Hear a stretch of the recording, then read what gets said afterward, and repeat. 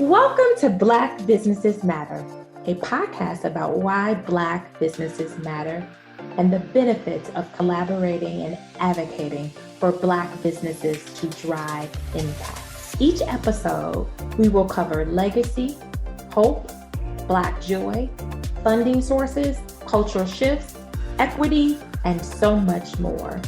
We will provide inspiration and action while spreading some joy to a thriving community of Black business owners and leading thought leaders.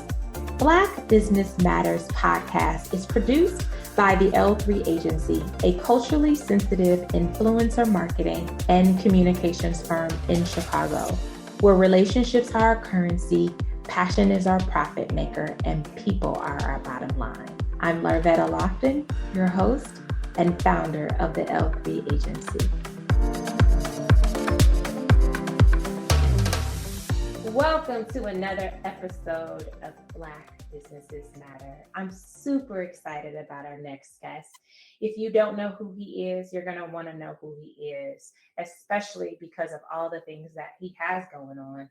But his most recent project, I'm super excited to reveal because he recently revealed it on LinkedIn. And I was uber excited to see if I can get him on our show. He is the co-founder and head of business development of FLOURYSH. And he's going to tell you a little bit about Flourish, and that's with an I. So for those of you all that are thinking about it, it's Flourish with an I. I'm sorry, with a Y, not an I. That's what I want to make sure I say. He is a brand architect. He is the best-selling author. He is a trusted partner who brings peerless approach to brand strategy, business development, storytelling, and targeted amplification. He has built a reputation to building one-of-a-kind experiences that has surpassed all expectations. And he is a nurturer and nurturing innovative cultures and share his passion and energy. And he has a history of building fast rising innovation engines.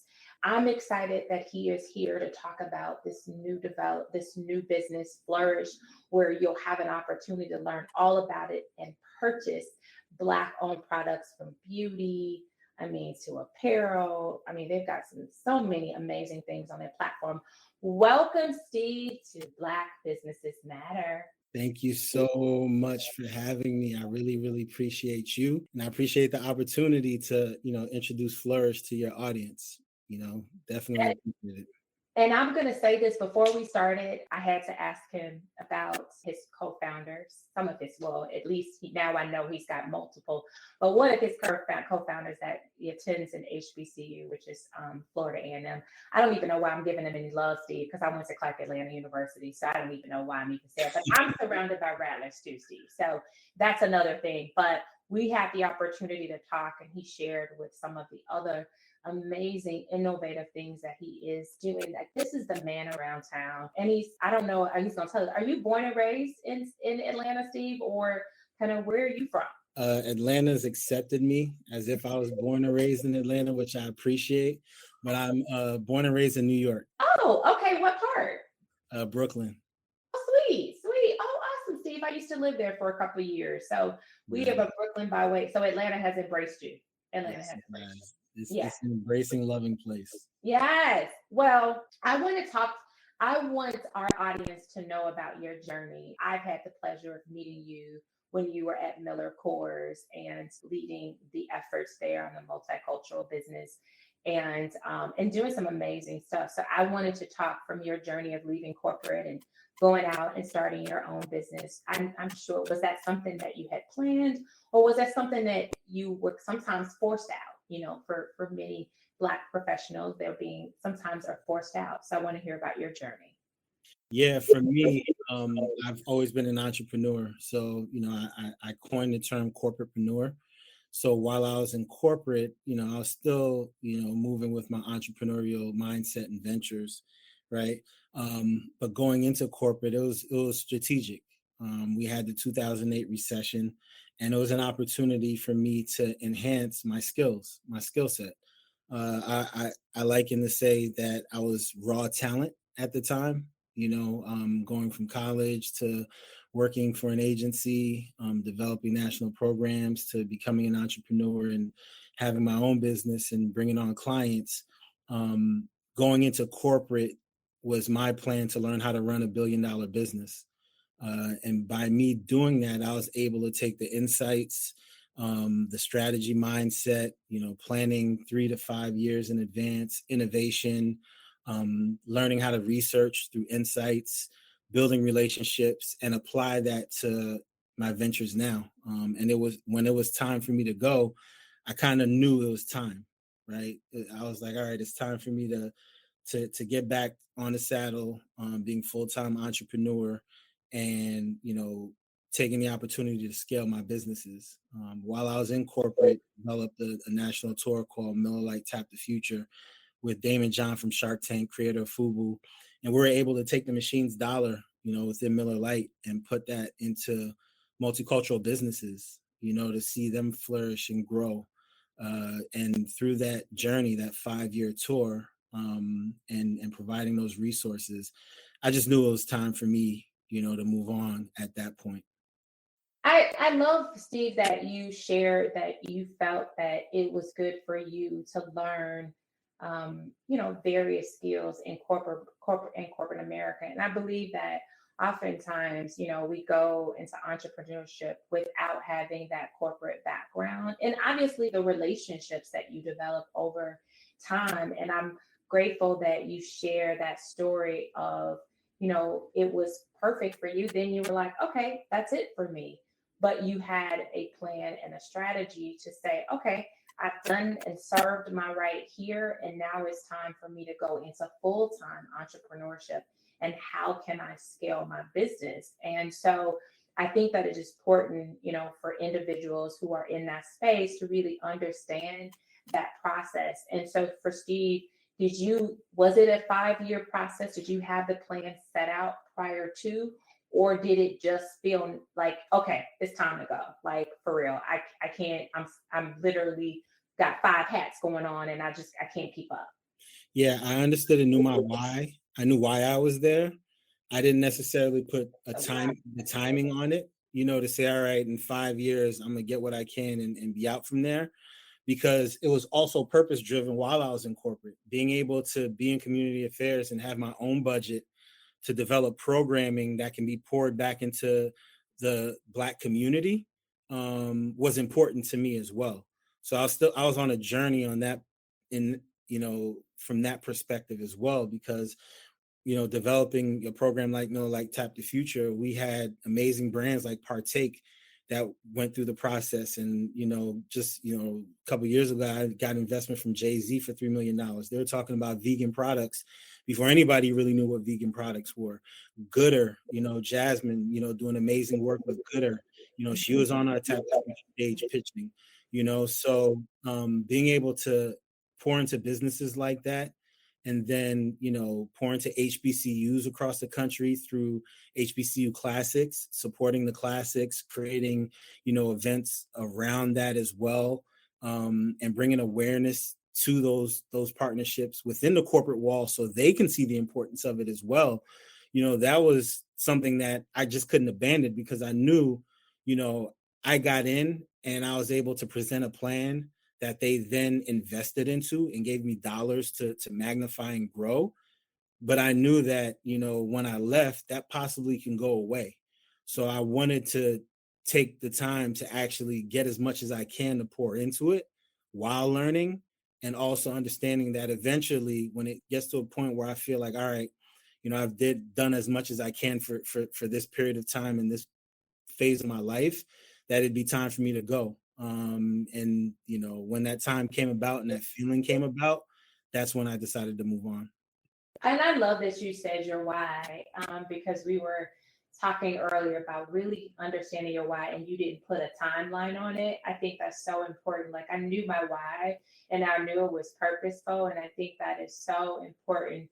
And I always say, Steve, when as a person who runs an agency, we need people like you and I call you advocates, that are advocating to ensure that if there are Black opportunities or opportunities where people of color can maximize or monetize on it, that you need advocates to be in those corporate roles to be able to bring things forward. And so I like that you coined corporatepreneurs, because I have another friend and I feel that she's the same way. It's like she's always into something, but really, how can I bring, others to the table at the same time, build that relationship and foster that.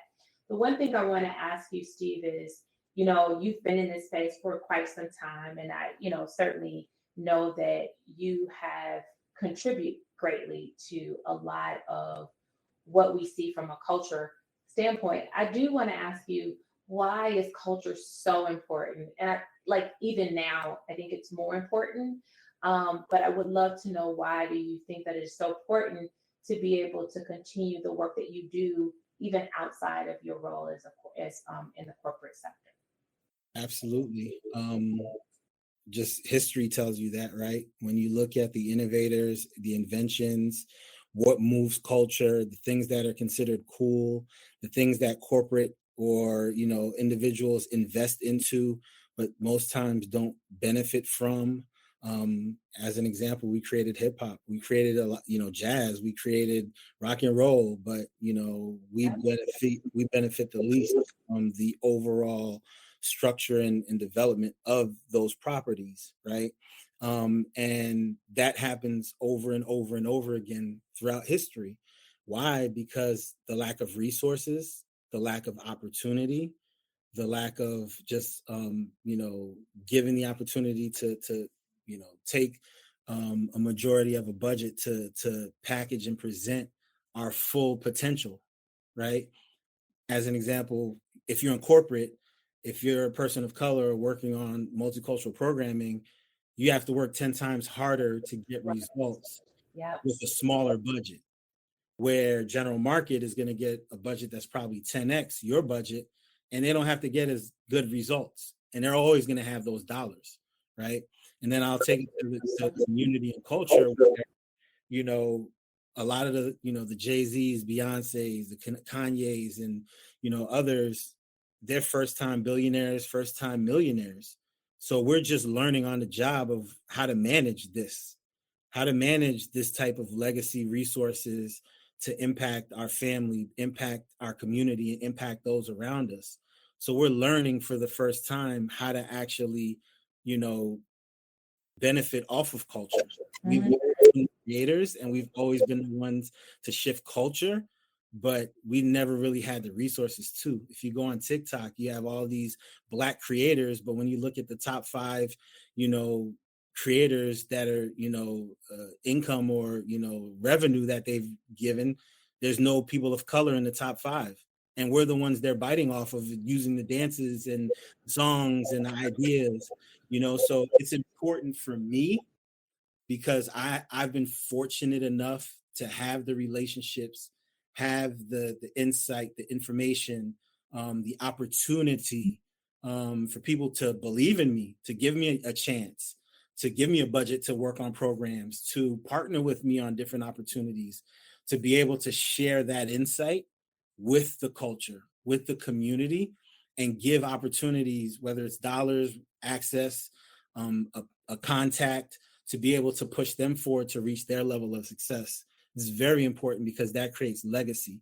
That opportunity in itself is gonna breed an opportunity for somebody to feed their family and give them experiences that they might not have never experienced. Being able to take a trip across the globe that they might not have ever been able to. So it's important from the surface level to deep rooted to support culture, because there's a halo effect that happens when you do.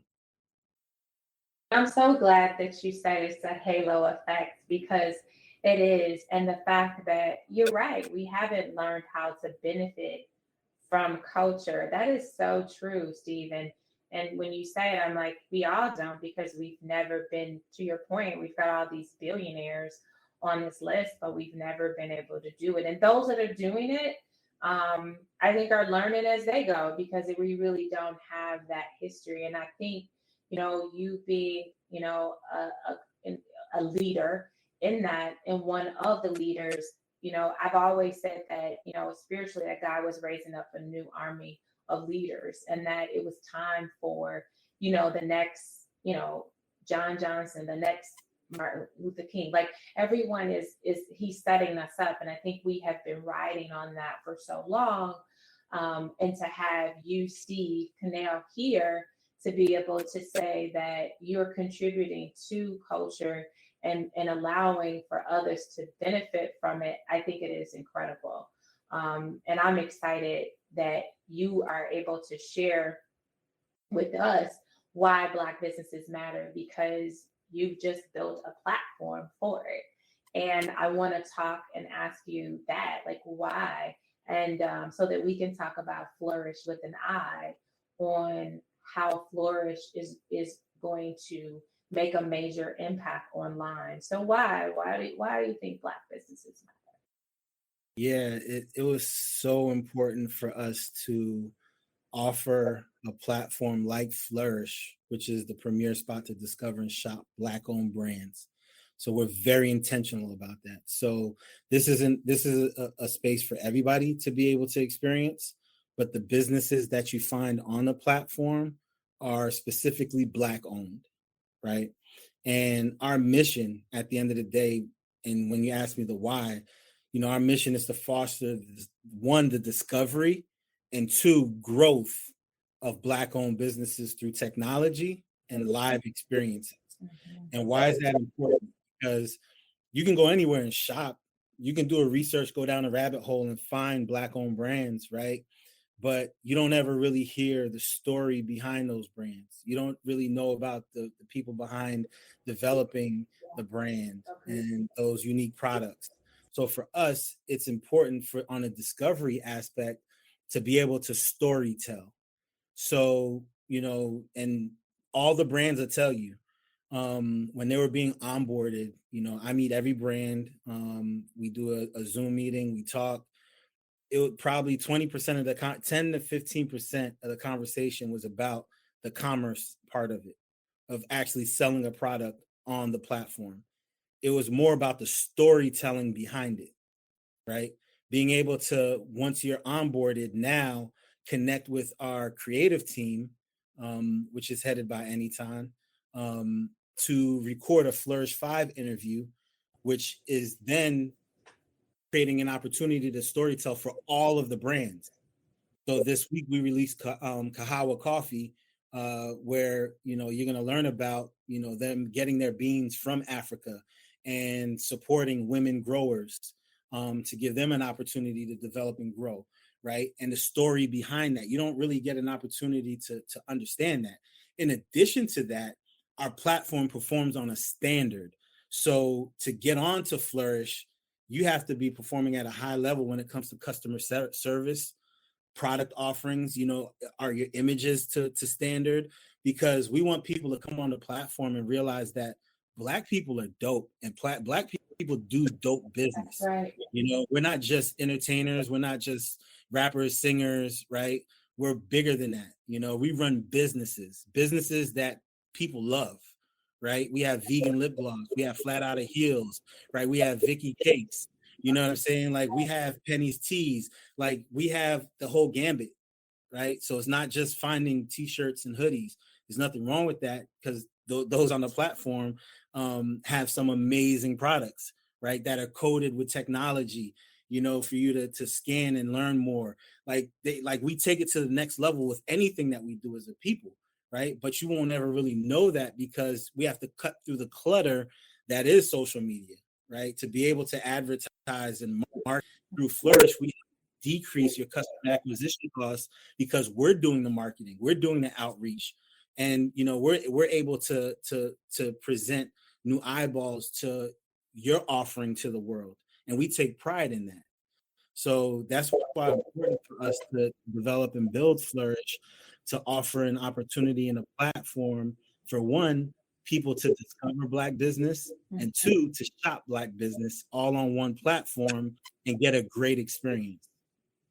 It's so important. I'm like Flourish, and I just want listeners, Flourish with a Y.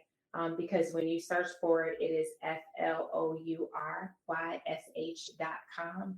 I want to make sure you get comfortable. This should be on your saved, on our computers, our saved, our favorites. You should have Flourish as a favorite website that you can go to find your Valentine's Day gift, your Mother's Day gift, your birthday gift, whatever it is, and being intentional of that. And what Flourish is doing is that no longer do we have to say, well, I don't know any Black businesses. No, because there are many. I think we have to, train ourselves and understand that it is education first before we can move into that space. And so, Steve, when you talk through the brands, one of the things that when I was creating this podcast, I said, when I looked at it, Black businesses are the largest employers of Black people. And as a unit, we're quite powerful. We are thriving businesses. And when you said these were businesses that we selected or were selected that had a certain level of productivity. And we also got to negate this, and I think it's a lot, right? That, Black businesses don't know how to treat their people, right? We've heard it. Oh, they don't know how to pay. And that's so not true, but we take a few of them and we create that whole story. So I appreciate you sharing that these are businesses that are dope. And I hope, dope in the sense of their product, but dope in the sense of, sharing their stories and creating what you said earlier was legacy and job opportunities. Yep, absolutely. On our platform, we have over 1,500 products, Black-owned products that are on the platform. We also, internally, we created a group for all the owners to be on the platform for us to be able to communicate with each other for collaboration ideas. We offer up our publicists, our PR team is pitching their stories to media outlets. We have a whole e-commerce team, to provide information on how to perform, get your site to perform better, right? Because we're additional resource to what they have going on. They still have their own personal sites. They just still offer up some of those products or all on our platform on Flourish. But we want to make sure that they're performing at a high level all the way around. And by doing that, by, getting more eyeballs and more people to support their products and brands, to your point, at the end of the day, that creates more jobs because they're expanding, they're growing, they're scaling. And that's more headcounts. That's more people that are getting opportunities to learn how to run a business, more people learning how to run the sales department, more people learning how to run the social media department as a function in a business, opposed to doing it themselves, right? How to work with a team, how to communicate with the team. You're professionally developing. And at the end of the day, those are transferable skills that if you decide to go to corporate or do it yourself, you can transfer those skills into any setting. That's right. And we have the power to do that. And I want to just make sure if you want to learn more about Flourish, they are on Instagram at We Flourish. And I want to remind you, Flourish is with a Y and not an I. Flourish, We Flourish, FLOURYSH. And you can also find Flourish on LinkedIn. So definitely become friends with them, like them, follow, because as he said, they are the premier spot to discover and shop Black-owned brands with over 1,500 products. Trust me, I've been there. I probably got something in the cart, Steve, that I just hadn't hit because that's what I do. I put it in the cart and then I come back to it. I am the queen of that. So I'm definitely, because I'm, as we're in Black History Month of being intentional, I do want to ask, because I think it's important for our listeners to know these things. You come from corporate, but you've always been very entrepreneurial. And so you had it in your blood and you can't help it. And so I do like to ask sometimes these 3 tips on making sure that even if you're building a business, you want to start a business, that you have these, your top 3 tips. This is like Steve's top 3 tips that you would share that has been helpful for your journey and your pivot, because you've had a journey and then you've pivoted on both sides. I'd love to know those 3 tips. Absolutely. One, I start with time management. Time is the most valuable resource that you have. You don't get time back. So every day, do something to put you one step closer to your goals and what you're trying to accomplish. It's very important. And I would say audit your time, right? Understand where you're spending your time, because we always say, there's not enough time in the day, but when you actually audit your time and look how you spent your hours during the week, you'll realize that, whether it's 5 hours, 10 hours, 15 hours that you have that were idle, you can actually be putting towards something, whether it's education and learning, about the industry or space that you're trying to get into, networking or sending an email, communicating with somebody to take you one step closer to where you're trying to be. Number two is goals versus systems. It's important to have your goals, what you're trying to accomplish, but most importantly is the systems you put in place to achieve your goals. As an example, let's say, hey, I want to lose 15 pounds. All right, that's the goal. It doesn't stop there. 15 pounds just don't fall off because you have a goal to lose 15 pounds. The system I put in place is not eating after 8 o'clock. It's working out an hour a day, right? Those are the systems that I put in place to achieve my goal of losing 15 pounds. So goals versus systems. Always remember to write down your goals, have your daily goals, your monthly goals, your yearly goals, but what are the systems you're putting in place to attain those goals? And then last, I would say the art of networking, right? You don't need to know everybody in the room. You need to know the right people in the room. So it's your job to understand what your why is and what your purpose is in life, so you can better understand the type of people you need to connect with to be able to achieve what you're trying to achieve, and not only achieving success, but sustaining it over time. How can I sustain success year after year after year after year? It's almost 99.9% impossible to just do it yourself, right? There's some people who can just figure it out themselves and get it done, right? But for the majority of people, you need the networking. You need the right people in your corner. You need your board of advisors, the people around you that are going to guide you and direct you to waters that you've never experienced before, right? They're going to be able to tell you things that you shouldn't have to experience, but you still need to experience life. So you need to have those board of advisors around you to better guide you on your journey and your experience. So those are the three that I would leave. Yeah, Steve, those are, just like awesome. I love the goals versus systems because I recognize that in marketing, sometimes it's just all life and it's no system, no operation on how you're going to get there. And we get lost sometimes in the fluff of it all, right? And so I'm so glad you brought up systems because I think that it should be something that's very important.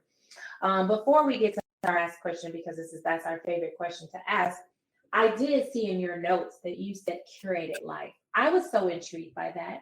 So I'm going to ask you, what is it to have a curated life? I thought that was really cool. So when I saw it, I was like, hey, I want him to talk about that because I think it's an important thing to talk about. Can you share that? Absolutely. And just the basics of it, right? The content and information you consume, that can have a major impact on how you think, how you view life, how you treat people. So just starting by the people you follow on social media, like curate that. Be responsible of the content and information that you're absorbing. Curate the direct people that have access to you. There are a lot of mental terrorists that just want to absorb your energy. They just absorb, and take. You have to have balance with that. To your networking, right? Curate that. Curate the amount of people that you're making sure you're staying in contact with on a monthly basis, quarterly basis, yearly basis, daily basis, to influence how you're thinking and how you move every day, right? So you have full control of that. I always tell people, I'm a CEO of me, right? I'm a brand. I'm the CEO of me. Yeah. Just like a corporation is a brand. Like I mentioned before, they have a board of advisors who are the bosses of the CEO, Yeah. right? Who are guiding and dictating how they move. Same thing personally of you as an individual. You're a brand. You're the CEO of your brand. You dictate how that's going to go. So you need to curate that. You need to understand the information you're consuming, the people you have around you, the people that you allow to absorb energy. You need balance within all that, right? So you need to curate your life and take responsibility for that. And if you don't like the way things are going, you are the CEO. You ultimately get the decision maker. You're the decision maker. If you don't like the way things are going, you can ultimately make the decisions to make a change. That's right. Steve, I'm gonna be honest with you. I love interviewing my guests because every time I do it, I get something out of it. And I'm always blessed by the knowledge and the information. And it's helpful because when you sit in that seat as a CEO, sometimes you're not able to breathe in and be able to take in it. So I love when I get to do this and I get to hear from those that, are constantly paving the way, have done it, keep doing it, and they found a way. And the other thing that I think is so great that you say, because everything is about numbers, right? You got to have all these followers. But now I love that someone is like, you got to curate. So is it all about having the followers? Is it really about, being able to be intentional about who you follow that's going to consume your time? And is that going to support? And I'm just like, thank you, Steve, because I think we don't hear that enough, right? Because everything is about, being on social and getting your followers, right? Oh, how many numbers you got? Okay, you got to have this many, but I've always said if you could have a quality group that is extremely impactful, that's not based on the single-handed people that just showed up to the party, Yeah, and that's the same. And that's the same thing with business, right? Like you can have 100,000 people following you. You can release a product or service, and nobody purchases or nobody supports. Is that really what you want? Yeah. Or do you want a collection of 200 people that are super supporters and are going to support everything you put out? Right. And I think we have a backwards way of thinking, of quantity over quality, right? The quality is the impact. That's going to move mountains. You know what I'm saying? Having the quantity, a good amount of times isn't going to do much for you, because the minute you're not here, you don't do something, like who are going to be the people that are going to be there to support you, right? And you need to be able to identify that and understand the power in that it's not always about just the amount of people, it's the quality of the people, and understanding that.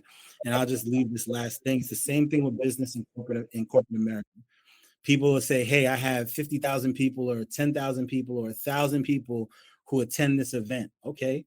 Does that mean that those 1,000 people are going to like Colgate toothpaste or Frito-Lay chips? Right? Like it does. You have to understand who your audience is, right? You got to understand what moves them, what are their interests are, and that's the quality. Once you get break that down, there's the value. Now you can better understand on which corporate partners could potentially work with you, because your 1,000 people love donuts. Now you can talk to Dunkin' Donuts or somebody else within that, because your audience. It's the quality, and you get to curate and understand that life isn't cookie cutter, right? You got to be able to understand that. Oh, thank you, quality. So we say all the time that, and in making that impact. So, Steve, as we wrap up this interview, we ask every guest this question: what brings you joy? Looking at my family every day, being fortunate enough to have 2 kids, a wife, family that love me no matter what. Through my ups and downs, they've been there, always supporting, encouraging, loving. And that's a foundation that I'm built off of. So understanding my priorities in life is family first. So when I make decisions, when I make a business decision that might impact a potential check that I can get, I understand the quality time that I spend with my family, it outweighs whatever that check means, and I can live with that. So it's important to understand your priorities. List your priorities in life. What's number 1, 2, 3, 4, 5, or 1, 2, 3, whatever your number is, and move based off that. Make your decisions based off that, because you'll be able to live understanding that you turned certain things down or didn't do something because you know what's most important to you in life. And my family brings me joy because, there's that's unconditional, It's a love that, regardless of what products, services I launch, release, people may support, people may love, but I know regardless of what I do, the family's always going to be there. That's awesome, Steve. That's so awesome. I always ask that question because we don't get a chance to hear, while many Black businesses or leaders are busy building their business, we don't understand, we don't get to see their Black joy or their joy in what they do. And so when you share that, it makes me warm inside to know that you're doing all this work to build that legacy, and you have this amazing family that gives you joy. And it's such a blessing because some people just don't have it or even see the value in it. So I'm going to just say Flourish, Steve, as we wrap up, flourish.com. That is FLOURYSH.com.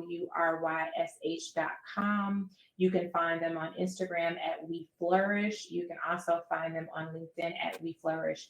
Steve, do you have any final words about Flourish that you want people to do as we're in this Black History Month, at least for now? And I'm hoping that we can continue to do that 365 days.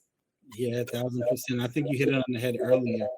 Like, there's something for you for everything here. We have women products, apparel, accessories, footwear, skinwear. We have men. We have home and lifestyle, health and beauty, food and beverage. Like we go deep with it, right? And these brands, this is their life, right? And if we're not going to support them, then who will, right? And by us taking the time to support and be there and to listen to their stories, you could go on Flourish. We take deep dives into the brands where you can see the interviews, the Flourish 5 interviews through their brand spotlight and get a better understanding of their why. But we have brands that this is what they do every day. And they do it because they want to have an offering that's different than the majority that's out there. And they're doing it for us, people of color. They're also doing it for the introduction to the world. So people, they know that we're just as capable. So again, support, go on, take a look, take a deep dive into the brand stories. If you can, follow us on Instagram, follow us on Fanbase, and so forth, because we're going to be releasing information every day. The machine is on now. So it's our job to storytell. We take that very, that's very high for us on the priority list, is to make sure that the stories are getting out, right? So we're here to help with that discovery. So I appreciate everybody listening. I appreciate you for giving me the opportunity to talk about Flourish. Our team is super excited about this. We live and breathe and consume this every day. And I thank you for saying yes. Again, we make sure you check out flourish.com, follow them, learn more about the brands, and share. Spread the word. That's the other thing. In order for us to continue to do what we do, we have to make sure that the world, and like you said, it's just for certain people, right? But there are just other people that may want something different and you may want to offer. I think when I was on there, they have greeting cards. Yeah. So am I right, Steve? Is it greeting cards? So I got Kindred paper card. Yes. So I'm a big Black greeting card. So I'm definitely got that in my cart. So I just want to share with anyone, they really are. I'm going to just say this on my own, is that literally a place, a mall that you can go and shop for any one of your family members and know that you are making an impact in other Black businesses and helping their legacies to grow and to continue to build on this Black joy that they are bringing. I just want to thank Steve for his time today and coming on to Black Businesses Matter. I am super excited about what is to come for Flourish. So please make sure you support their brand. Thank you so much for tuning in and listening to another episode of Black Businesses Matter. Continue to share our podcast and subscribe. Talk to you soon. Thank you.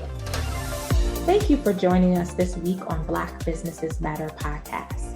Make sure you subscribe to our podcast wherever you listen so you will never miss a show.